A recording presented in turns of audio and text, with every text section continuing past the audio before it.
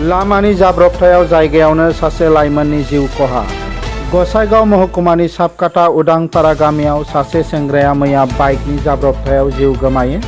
गसाइगाव महकुमानि साबकाटा उदांपारा गामियाव बाइकनि जाब्रबथायाव सासे लाइमोना जायगायावनो जिउ गोमायो।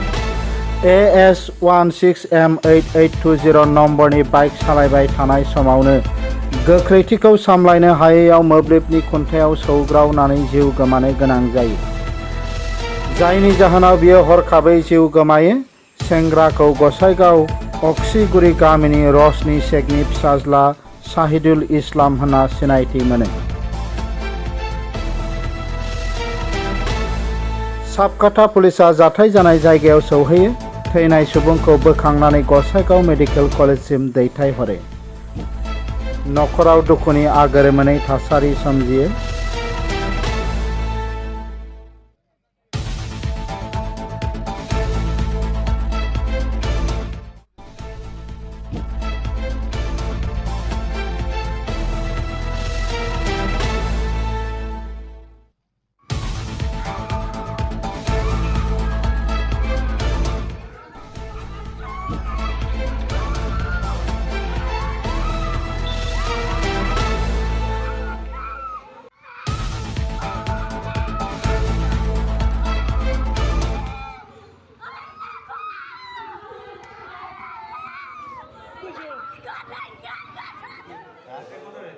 না না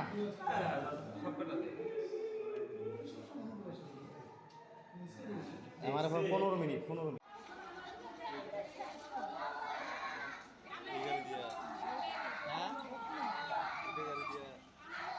এটাতে নিয়েছে। गसाइगावनिफ्राय दानसोरां बसुमतारिनि रिपर्ट NBT लाइभ।